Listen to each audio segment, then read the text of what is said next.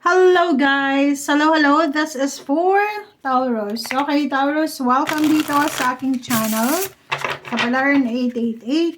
Welcome. Alamin natin kung anong messages, vibration, gabay, energy para sa lahat ng Taurus. Okay.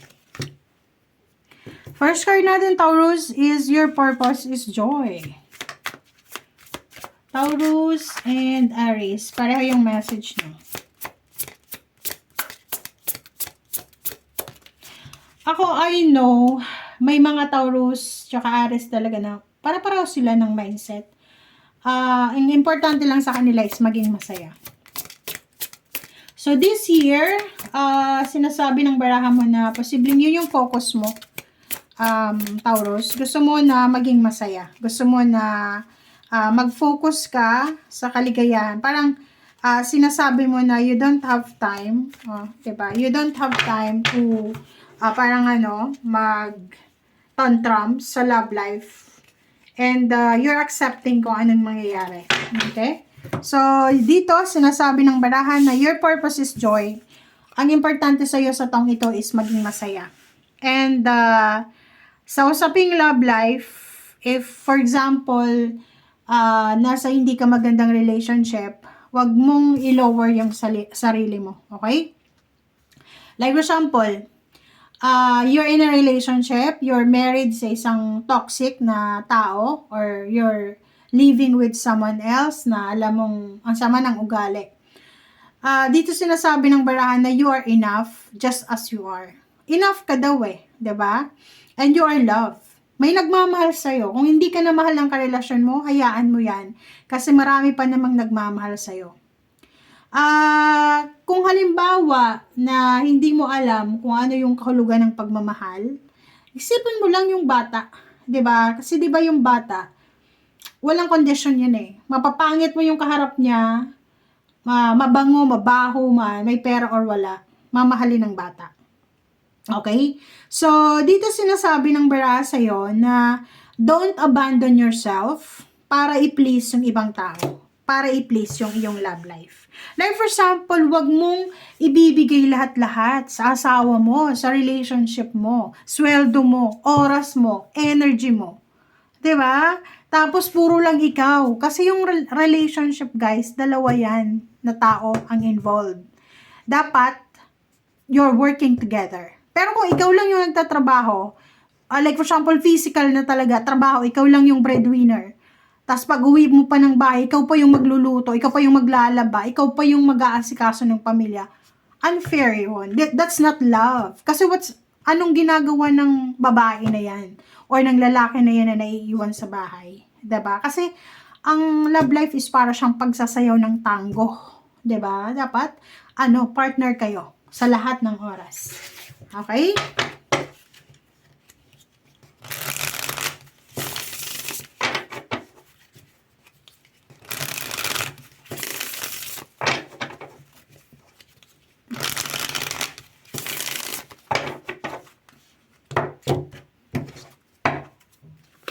Okay, work on releasing your fears so it can manifest. Yun. Nakikita ko, sobrang in love ka sa karelasyon mo. Sa either asawa, boyfriend, girlfriend, or kanino man siya. Sobrang in love ka. Hirap ka na, pagod ka na sa love life na yan, sa relationship na yan, pero hindi mo magawang magreklamo kasi natatakot ka na baka hiwalayan ka. Natatakot ka na ilabas ang iyong emosyon kasi natatakot ka na baka magalit, masaktan yung person mo. Etong barahan na to sa pangalawa, sinasabi na huwag mong ubusin ang energy mo, ang love mo, para i-please ang taong yan. Kasi hindi yan maganda. Mahalin mo daw ang sarili mo muna bago ka magmahal sa ibang tao. If you are single, if you are not ready, wag mong madaliin ngayong taon. The Chariot, Page of Wands, Knight of Cups, and Eight of Wands. Para doon sa mga nasa relationship na toxic, yung karelasyon nyo nakakarindi, sinasabi ng baraha sa'yo, let go. I-let go mo yan kasi There's someone here na papasok sa buhay mo. Love life, new acquaintance, new friendship, na posibleng papasok sa'yo in the near future once na nakaalis ka na sa situation na yan. Okay?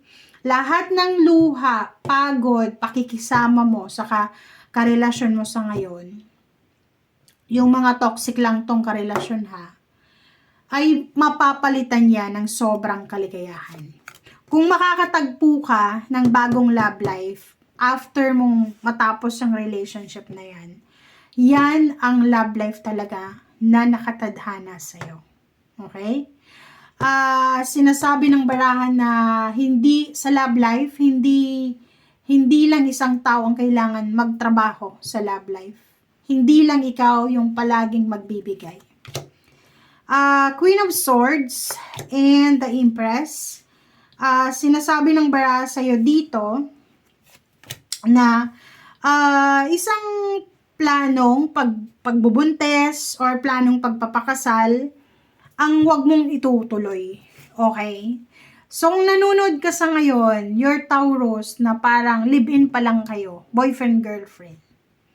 Tapos, nakikita mo na yung babae na yan or lalaki na yan, walang respeto sa magulang mo. Hiwalayan mo na yan. Sorry ha, but para maging masaya ka, hiwalayan mo yan. Kasi yung taong yan, sorry ha, this is just the reading na nakikita natin. It's either wedding, it's either gusto ng babae na magbuntis na siya, wag mong bubuntisin.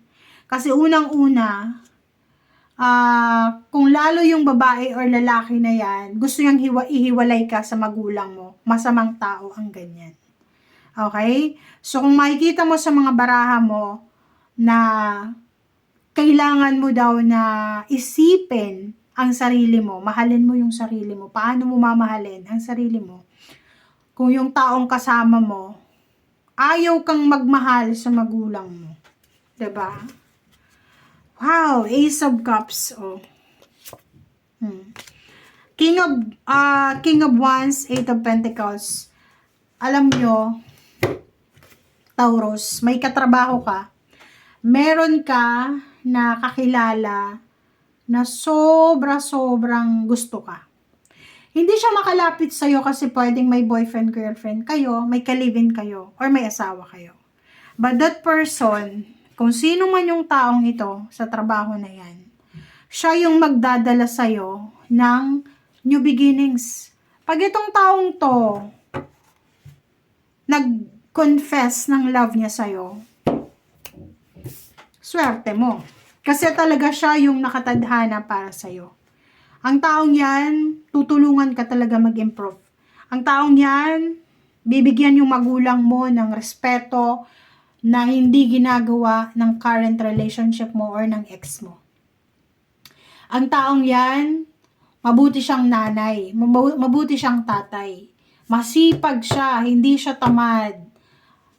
Pwedeng Libra siya.